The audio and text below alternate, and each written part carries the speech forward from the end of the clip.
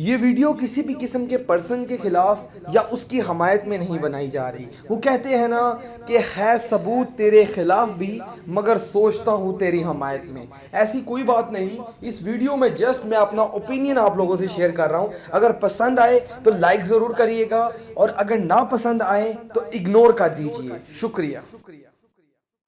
ये है दुनिया का दस्तूर। जी हजूर जी हजूर, ये है आप ही का कसूर। जी हजूर जी हजूर। सलाम अर्ज़ करता हूँ इस वीडियो में आने वाले एक एक फ़र्द को।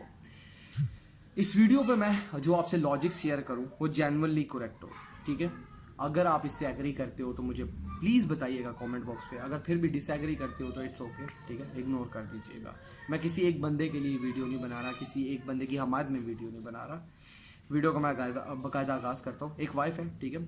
एक वाइफ पे क्या गुजरेगी जब उसको पता चलेगा कि उसका जो रिलेशन है, उसके जो हस्बैंड है, उसका रिलेशन है वो किसी तीसरी लड़की के साथ चल रहा है। मेरी समझ से तो सारी चीज़ें बाहर जा रही है। अब जो उसके बाद का रवैया है वो तो चलो उस पर जो गुजरेगी, वो उसके साथ बदतमीज़ी करती है तीसरी लड़की के साथ वगैरह वगैरह। अब मेरे पास एक आधी वीडियो आई है उज़्मा खान की, उसके बाद मुझे थोड़ा सा कंफर्म हुआ कि वो भी फॉल्टी है। ऐसा नहीं है कि उनका कोई कसूर नहीं, ठीक है। यहाँ पे बात ख़त्म नहीं होती, ठीक है। सबसे पहली चीज़ ये है, उज़्मा खान का रिलेशन था या जो भी था वट, और इत्तेकाफ़ से उठी। उनके कहने के मुताबिक मैं इत्तेकाफ़ से उठी, भाई मुबारकबाद देने उस्मान मलिक आए वगैरह वगैरह, ठीक है, जो भी है। अब जो वीडियोज़ आई उनमें साफ पता चल रहा है कि भाई वो मुबारकबाद का मामला नहीं, मामला आगे, बहुत आगे। अब बेसिकली हम क्या करते हैं कि जो चीज़ पढ़ते हैं या जो चीज़ देखते हैं हम उसके बाद फैसला कर लेते हैं कि ये बंदा फॉल्टी है, ठीक है।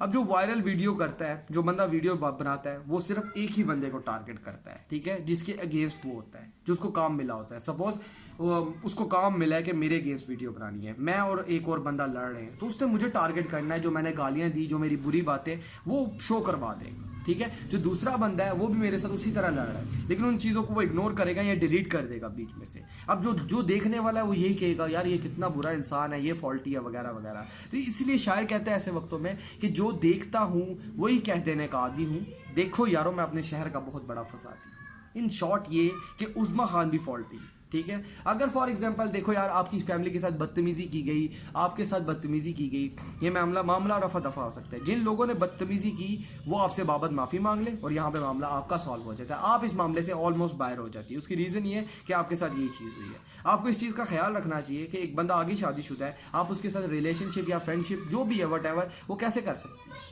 इन शॉर्ट ये, बेशक आप जोन से मर्जी ज़माने में जीजिए, आप इत्तेकाफ़ पे बैठती है, आप यू आर अ मुस्लिम, आप इत्तेकाफ़ पे बैठी है, आपको अपने इस्लामी असूलों का पता होना चाहिए। आगे हम लोग चलते हैं, हस्बैंड और वाइफ रह जाते हैं। अब कौन रह गए? तीसरी लड़की ने के साथ हो गया, जो भी है उसके साथ माफ़ी मांग ली गई, वो माफ़ी मांग ले, उसके साथ बात ख़त्म हो जाती है, ठीक है। वो उसकी वाइफ से माफ़ी मांग ले, वाइफ उसके साथ माफ़ी मांग ले, मामला रफा।